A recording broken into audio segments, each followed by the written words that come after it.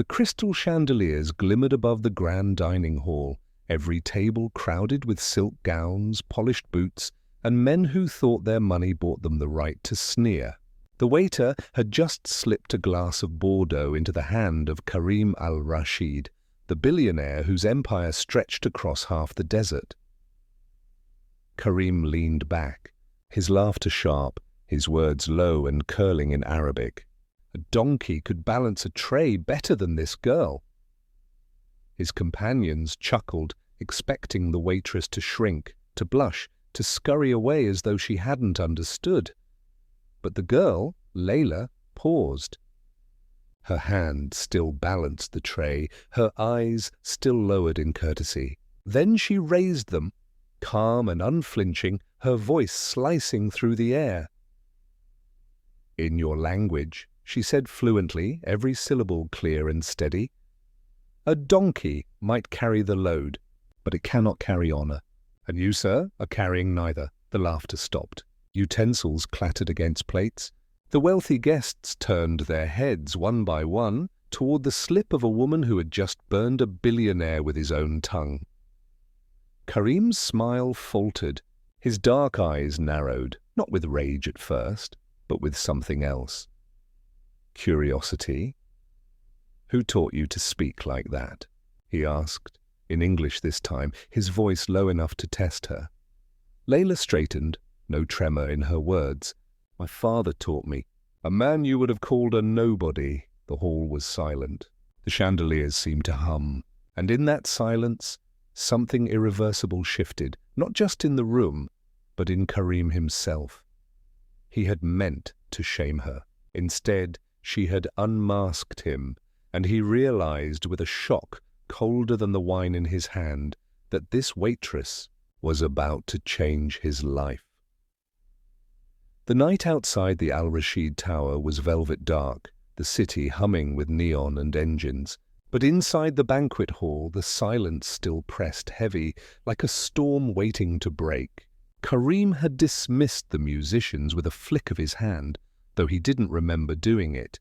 His gaze was fixed only on her, the girl with the tray, the girl who had spoken back when no one else dared. Layla set the tray down on the nearest linen-draped table. She didn't fidget, didn't bow her head like the other servers. She stood tall, though the hem of her uniform was frayed, and her shoes had been polished so often the leather cracked. Her dignity was her armor. "Leave us," Karim said quietly to his companions. They hesitated, glancing between their host and the girl, but his tone was final. Chairs scraped, silk rustled, and soon the great hall was empty except for the two of them. Layla crossed her arms. "If you plan to have me fired, do it quickly." "I've got another shift waiting." Karim tilted his head. He should have been furious. How dare a waitress slice through his pride?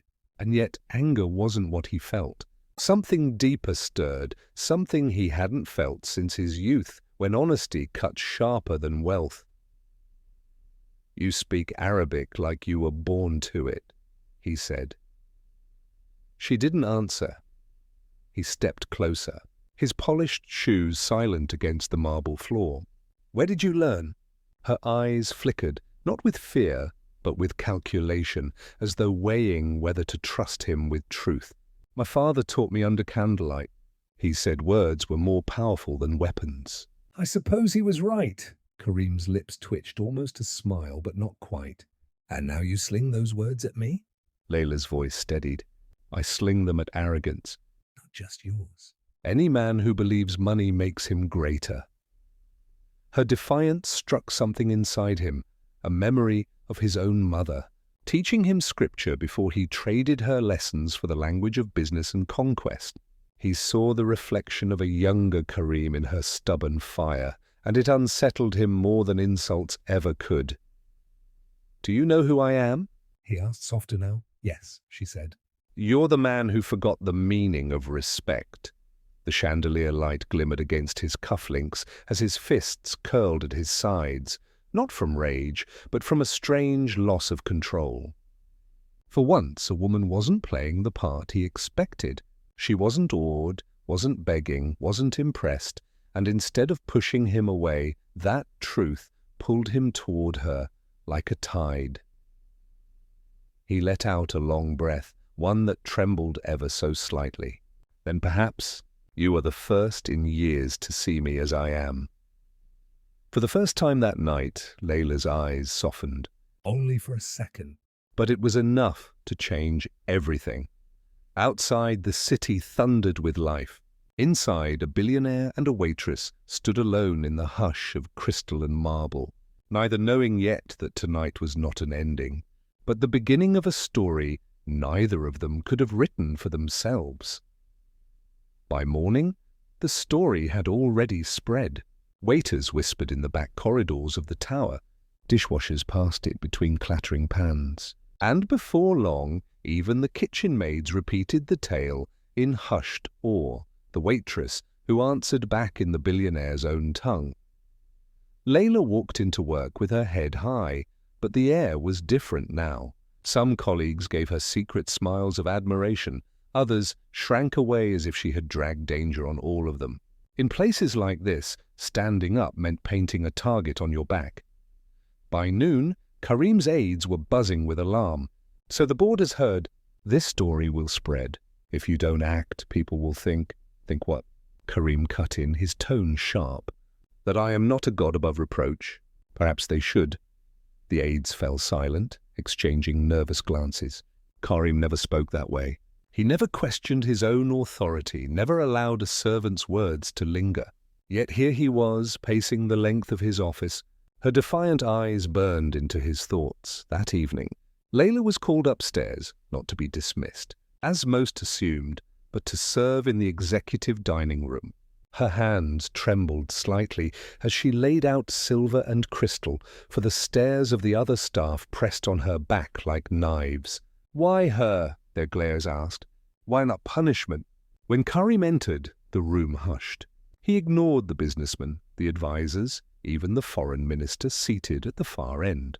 His eyes went only to Layla. She lowered her gaze, steadying her breath, expecting humiliation. Instead, his voice carried clear and deliberate. "This is the young woman who spoke to me last night. She will be serving at this table from now on. And let me make one thing plain. She is not to be mocked, touched, or spoken down to by anyone under this roof. If you cannot respect that, you will not sit at my table." A ripple of disbelief passed over the room. The minister chuckled uneasily. One adviser cleared his throat, but Karim didn't blink. Layla's heart pounded. It should have been a victory, protection, vindication, but she knew the cost. The staff's resentment would deepen. The powerful men who had laughed at her last night now saw her as a threat. Already she could feel their eyes pinching into her like thorns. Later, as she poured Karim's glass, she whispered without looking up, "You shouldn't have done that." His hand brushed the stem of the glass, close enough to feel the tremor in hers. "Why not?" "Because now," she murmured, "they'll come for me harder." Karim leaned closer, his voice low enough only she could hear. "Then let them come for me instead," her breath caught. For a moment, the noise of the room faded, the laughter, the clinking cutlery, the quiet scrape of chairs, and all that remained was his gaze, unwavering, almost vulnerable. In protecting her, he had chosen a side, and with that choice the walls of his empire had begun to tremble.